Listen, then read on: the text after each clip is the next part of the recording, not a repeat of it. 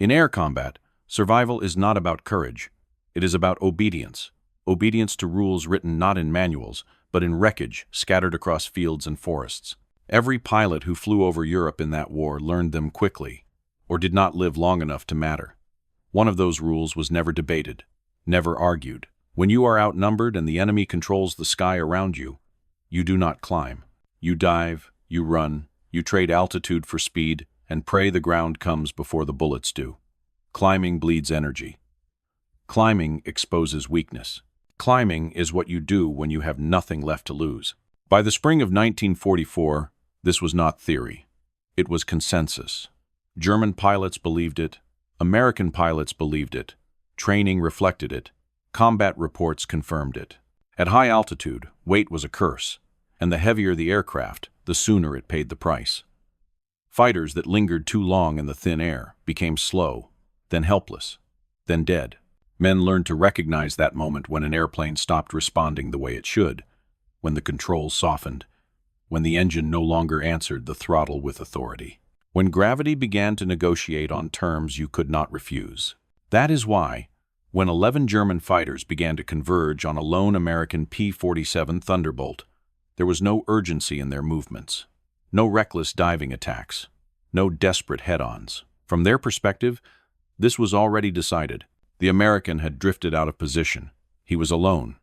And worse, he was flying an aircraft that everyone knew was not built for prolonged vertical fights. The Thunderbolt was strong, yes, durable, able to take punishment and keep flying, but it was heavy. 7 tons of metal, fuel, and armor wrapped around a massive radial engine. It did not dance. It did not pivot gracefully. In turning fights, it bled speed like a wounded animal. German pilots had learned this early in the air war. They had baited Thunderbolts before, pulled them into climbing turns, forced them to commit to vertical maneuvers they could not sustain, then finished them when physics did the rest. This was not bravado, it was method, and method had kept them alive. So as they closed the distance, tightening their geometry, watching the Americans' options collapse one by one, they were calm. They did not need to rush. The sky itself would do the work. From their cockpits, the situation looked familiar. The American was boxed in. Below him, lower altitude where diving would only make him faster prey. Around him, converging fighters, each covering the other's blind spots. Above him, the thin air cold, unforgiving, and lethal to aircraft that overstayed their welcome. Every escape route had already been anticipated. Every outcome mapped. The only question left was how long it would take before the Thunderbolt made the inevitable choice. This certainty is important because it explains what happened next. The German pilots were not careless. They were confident. And confidence in war is rarely punished immediately. It erodes slowly, only revealing itself as a mistake when it is already too late to correct.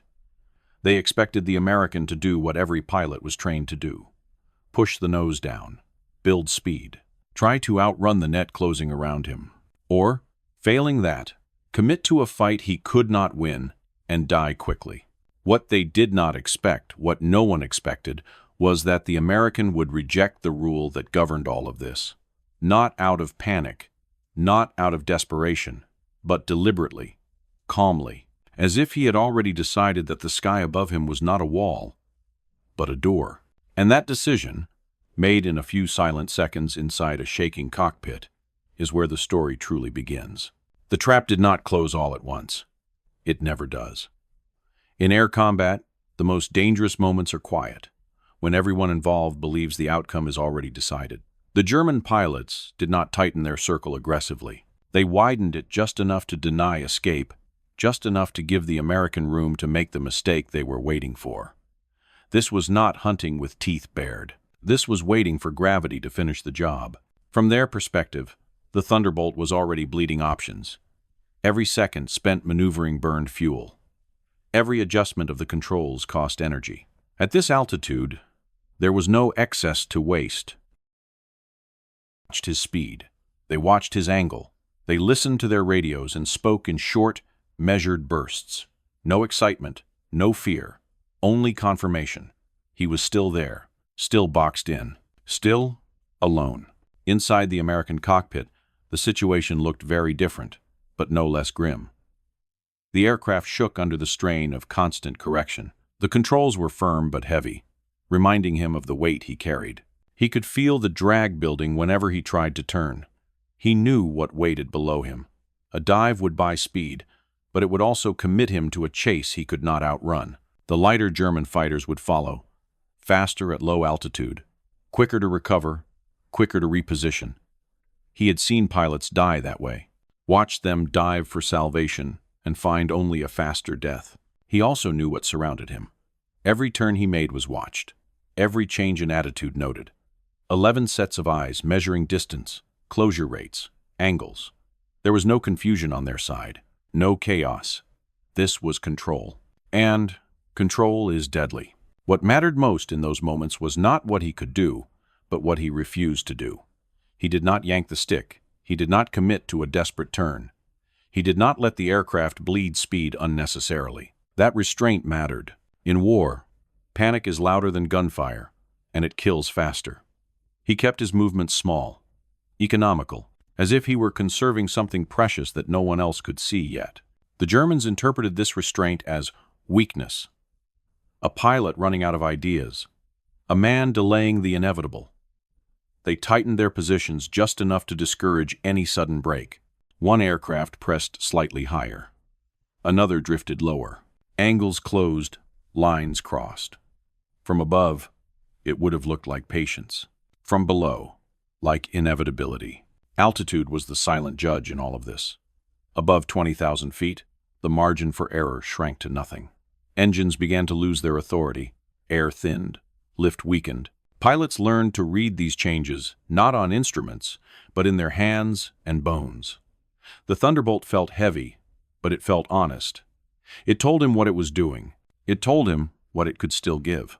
The Germans trusted different signals. Their aircraft were lighter, more responsive, built for climbing into the fight and diving back out. They trusted that advantage, trusted the feel of their machines the way men trust habits that have kept them alive before. And those habits told them the same story they had always told.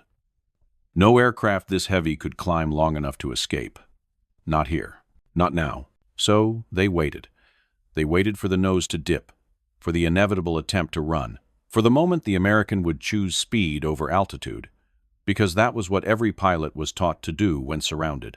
They did not know that the most dangerous decision in combat is not the reckless one. It is the one that looks wrong to everyone watching. The American glanced at his gauges, not in panic, not in hope, just confirmation. Temperatures steady, pressure holding, fuel enough to gamble. The aircraft was not failing him. It was waiting, and waiting, in war, is sometimes the clearest signal you will ever get. He looked up into the thin blue sky above him, past the altitude where most fights ended, past the band where men felt comfortable, past the place where instinct told you to stop. What he saw there was not safety. It was risk of a different kind. A risk that did not rely on outturning or outrunning anyone. A risk that relied on understanding exactly where the enemy's confidence ended. The German pilots believed they had sealed every exit. They believed the sky above them belonged to physics, and physics was on their side. They did not realize that the trap they had built depended entirely on the American accepting the same rules they did, and he was about to refuse. The decision did not arrive with drama. There was no surge of adrenaline, no sudden clarity granted by fate. It came the way most real decisions in war come quietly, stripped of illusion, reduced to what still worked and what did not. The American pilot understood something the moment demanded but did not explain. He understood that every move the Germans expected him to make would end the same way. Down meant pursuit. Turning meant exhaustion. Fighting meant being cut apart by numbers. Familiar paths all led to the same place.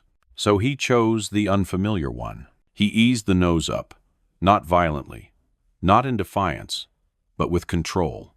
A measured pull, enough to convert speed into altitude without tearing the aircraft apart. The Thunderbolt responded the way heavy machines do when they are treated properly, not eagerly, but faithfully. The airspeed began to fall. The horizon dropped. The altimeter started to unwind in the wrong direction. at least by every rule the Germans believed in. From the outside, it looked like a mistake. German pilots saw it immediately. The American was climbing. Not rolling, not breaking away, climbing straight into thinner air. Their reaction was instinctive and unanimous. Follow him. This was the moment they had been waiting for, the moment where weight and drag and oxygen starvation would do their work. They pushed their throttles forward and pulled up behind him, confident that the laws of flight would finish what bullets had not yet started. Inside the American cockpit, the world narrowed to instruments and pressure. The controls grew softer, less precise. Every correction took more effort. The engine's note changed as the air thinned, the sound losing its fullness, but not its strength. He adjusted without looking, hands moving from habit rather than thought. Trim, throttle, mixture, small changes, constant attention. He did not fight the aircraft. He listened to it. This was not a maneuver taught in training. There were no instructors' voices echoing in his head. Training ended where manuals stopped being useful. Beyond that, there was only experience and judgment. He knew he was gambling. He knew the margin was thin. At this altitude, mistakes did not forgive. They killed. Behind him, the German formation began to stretch. Not dramatically, not yet, but enough for trained eyes to notice. Some aircraft climbed more aggressively, trying to close the distance before the American stalled. Others held back slightly, anticipating the moment he would level off or roll away. They were certain that moment was coming. No aircraft could hold this climb for long. Not at this weight. Not without losing control. The Thunderbolt kept climbing. The airspeed dropped further. The aircraft trembled, not violently, but insistently, as if reminding him how close he was to the edge. He resisted the urge to push forward. That urge was old, instinctive. It had saved lives before. It had also killed men who trusted it too much. He kept the nose where it was. Not higher, not lower. Balanced on the narrow line where lift still existed. One of the German fighters began to shake first. Its pilot pulled harder, trying to match the climb angle, forcing his aircraft to do something it did not want to do. The engine coughed. The nose wavered. Then it dropped slightly as the pilot eased off, trading altitude back for control. Another fighter followed, then another, each one peeling away not because they were afraid, but because they had reached the limit their machines would tolerate. This was the moment when certainty began to erode. German radios filled with short, sharp calls. Altitude checks. Warnings. Frustration creeping into voices that had been calm minutes earlier. They were not panicking. Not yet. But something was wrong. The American was still climbing, still holding the angle, still alive. The physics they trusted were no longer behaving the way they expected. The Thunderbolt climbed past the band where most fights ended, past the altitude where men felt comfortable chasing anything. Frost crept along the edges of the canopy. Breathing became deliberate. Every inhalation mattered. The engine gauges held steady, not perfectly, but well enough. The machine was not giving up. Below him now, the German fighters looked different. Smaller, less threatening. Their movement lacked purpose. Some circled. Some turned away entirely, unwilling to sacrifice their aircraft for a certainty that no longer felt certain. The trap had not failed violently. It had simply stopped working. Up here, alone in thinning air, the American pilot understood something else. Victory did not always mean destruction. Sometimes it meant refusing to die when the enemy was convinced you must. Sometimes it meant climbing beyond the reach of expectation itself. And that was when the German radios finally said what mattered. Anger, not curses, just disbelief. He's climbing away. We can't match him. That sentence, spoken into static by men who had seen too much to be easily surprised, marked the real turning point. Not of the fight, but of the idea that governed it. The moment when the old rule never climb, when surrounded, lost its authority. The American held the climb a little longer. Long enough to be sure. Long enough to let certainty drain out of the sky below him. Then, only then, did he level off. The fight did not end with a kill. It ended with absence. The absence of pursuers. The absence of gunfire. The absence of certainty on the radios below him. At that altitude, the Thunderbolt existed in a different kind of space. One most pilots never visited for long enough to matter. The air was thin, the sky darker, the noise reduced to the steady, stubborn thunder of a radial engine doing work it was never supposed to do for this long. Below him, the battle continued without him. Bombers droned forward, escorted by fighters who would never know how close one of their own had come to vanishing. German aircraft regrouped, reformed, returned to familiar altitudes where the rules still felt reliable. No one chased the American upward anymore. There was nothing to gain there. Only risk. He leveled off carefully, letting the aircraft settle. The controls firmed slightly as the climb ended, still soft, still demanding attention. Frost coated the canopy edges. His breath fogged the mask with each measured inhale. He checked his gauges again, not out of disbelief, but out of habit. Temperatures high but manageable. Pressure holding. Fuel lower than he liked, but enough. The machine had not betrayed him. In war, survival is rarely witnessed. There are no crowds for it, no applause. This moment passed unseen by friend and enemy alike, save for a few distant aircraft and a handful of voices on German radios that would later be written down, translated, filed away. He had no proof, no gun camera footage, no witnesses who could vouch for what had just happened. Only his word, and the fact that he was still alive. When he finally eased the nose down and began a controlled descent, the world slowly returned to scale. Speed built. The aircraft grew solid again beneath his hands. By the time he rejoined friendly airspace, the Thunderbolt felt like it always had heavy, reliable, unapologetic. He radioed his position and slid back into the escort without ceremony. No one asked where he had been. There was no time for stories in the middle of a mission. Later, on the ground, the event became paperwork. A routine after-action report. Engaged multiple enemy fighters. Evaded through climb. Returned to station. The intelligence officer reading it raised an eyebrow at the reported altitude, but did not challenge it. P-47 seconds were known to perform well high. Perhaps this pilot had simply pushed harder than most. War was full of anomalies. Not all of them needed to be resolved. But stories have a way of leaking out, even in wartime. Over coffee, over drinks, in the quiet moments between missions when men compared notes not to boast, but to understand how close they were to dying. Someone asked how he got away. He answered plainly, "No drama, no embellishment." He told them he went up. He told them it worked. At first, they laughed.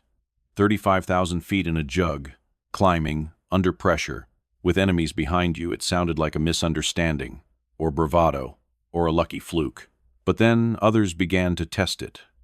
Not in combat at first, just in climbs, just to see. They pushed their Thunderbolts higher than they normally would, watched the gauges, felt the controls, and what they found unsettled them. The aircraft kept going. Above 30,000 feet, where German fighters began to lose their authority, the Thunderbolt still had something left. Not speed, not grace, but power. Enough to hold altitude. Enough to deny pursuit. Enough to change the geometry of a fight. This is how doctrine really changes. Not through orders or memos, but through quiet experiments carried out by men who had survived once and did not want to test fate again. The idea spread slowly, then faster. P-47 flights began positioning themselves higher. Not always, not recklessly, but when the situation allowed, altitude became something more than a starting point. It became leverage. Germans noticed. Interrogations of captured pilots confirmed it. Above a certain height, their aircraft struggled. Engines starved. Climb rates collapsed. They adjusted in turn, forcing fights lower when they could, avoiding prolonged vertical pursuits when they could not. The dance continued, but the balance had shifted. What began as one man's refusal to accept a rule had turned into a crack in the structure that supported it. The Thunderbolt, once dismissed as too heavy to dominate the vertical, earned a new reputation. Not as a dogfighter, not as a climber in the traditional sense, but as an aircraft you did not chase upward if you wanted to come back down. And that was the true consequence of the climb. Not the escape itself, but the knowledge it left behind. The understanding that altitude was not just danger, it was potential, and that the machine, when trusted and understood, could carry you farther into that potential than anyone expected. Wars are not changed by moments. They are changed by what men do with those moments afterward. The climb itself lasted only minutes.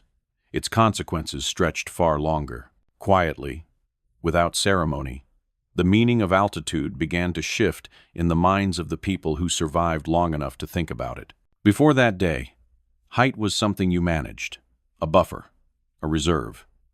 You climbed to attack, dove to escape, and stayed where the fight felt controllable. Above a certain band, aircraft became unreliable, pilots became slow, and mistakes became fatal. That belief shaped every engagement, every escort pattern, every interception. It was not superstition. It was experience hardened into doctrine. But doctrine is only strong until reality embarrasses it. What unsettled pilots was not that the Thunderbolt had climbed. It was that it had climbed when it should not have. Under pressure, outnumbered, with no margin for error, and it had not failed. That forced a re-evaluation that went deeper than one aircraft or one encounter. It forced men to ask where the limits they trusted actually came from. Engineers had numbers, charts, performance curves. But combat had a way of exposing the difference between what was theoretically possible and what men dared to attempt. The turbo supercharger had always been there. Its advantage at altitude was known on paper. What had been missing was proof under threat, proof that it would hold when everything else was trying to pull you back down. Once that proof existed, it spread, not as a proclamation, but as permission. Pilots began to see altitude differently, not as a ceiling, but as a space the enemy could not comfortably occupy. P-47 flights started to position themselves higher when fuel allowed. Not always, not recklessly, but deliberately. From that band, they could choose when to dive, or choose not to. And if a fight went wrong, they had somewhere to go that did not immediately turn into a chase. This changed the psychology of pursuit. German pilots were no longer chasing prey that would inevitably run downward. Now there was hesitation, a calculation. If the American pulled up, should you follow? Could you follow? And if you committed and lost power, who would be above you then? That hesitation mattered. In air combat, half a second of doubt is often more decisive than a second of fire. Captured pilots later confirmed what Allied airmen had begun to suspect. Above certain altitudes, German engines struggled. Their climb rates collapsed. Their margin vanished. They could still fight, but only if the fight stayed where they wanted it. The sky was no longer neutral. It had layers, and not all of them favored the same aircraft. The Thunderbolt did not become something it was not. It did not turn into a graceful dogfighter. It did not outclimb everything in all conditions. What it became was situationally dominant. In the right band of air, at the right moment, it held a card the enemy could not match. And that was enough. This is how warfare actually evolves, not through sudden revolutions, but through small shifts in understanding that accumulate until the old assumptions no longer work. One pilot survives in an unexpected way. Others listen. Experiments follow. Patterns change. And eventually, what once sounded impossible becomes routine. By the time the war ended, energy management in the vertical plane was no longer an afterthought. Doctrine. Altitude was taught not just as position, but as stored advantage. Modern pilots would later learn the mathematics behind it: specific excess power, sustained climb rates, thrust-to-weight ratios. But the truth came first, written without equations, high above Europe in thin air that did not behave the way men expected it to. The Thunderbolt would fade. Jets would replace pistons. The sky would change. But the lesson endured. Not every escape lies in speed. Not every rule survives contact with reality. And sometimes, the only way out is the direction everyone agrees will kill you. Survival does not make headlines. It never has. War remembers victories that leave wreckage, not escapes that leave only silence. When the mission ended and the aircraft were parked, no one gathered around him to ask what had happened above 30,000 feet. There was no citation written for refusing to die. No medal pinned on a uniform for choosing the one direction everyone agreed was fatal. He flew again. And again. He survived the war, which was achievement enough for anyone who had watched men disappear between briefings and dinner. He went home when it was over. Like most of them, he did not build his life around the moments when he almost died. Those moments stayed where they belonged, inside, quiet, rarely spoken. Years later, historians would reconstruct the air war with charts and summaries. They would count sorties, losses, victories.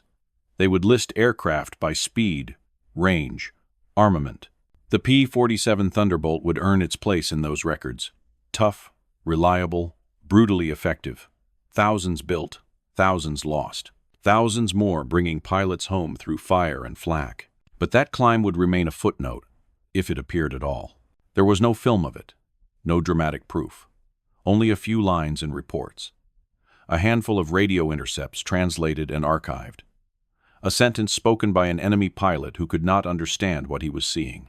And one man's memory of thin air, fading controls, and an engine that kept doing its job when everything else said it should not. That is how many truths survive war.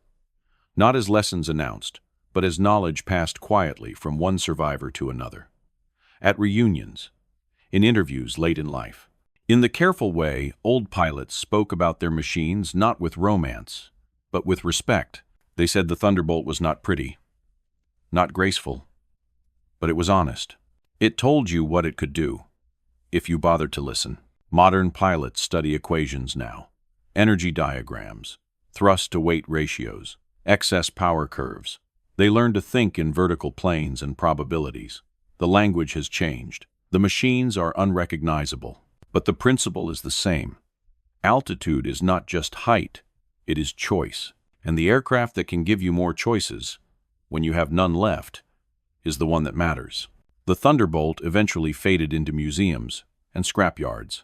Jets took its place. The sky grew faster, colder, more distant. Visitors walk past preserved airframes today, reading plaques that list specifications and armament. Few mention the turbo supercharger. Fewer still explain what it meant to the men who trusted it when instinct failed. But those men remembered. They remembered that war does not reward brilliance as often as it rewards understanding.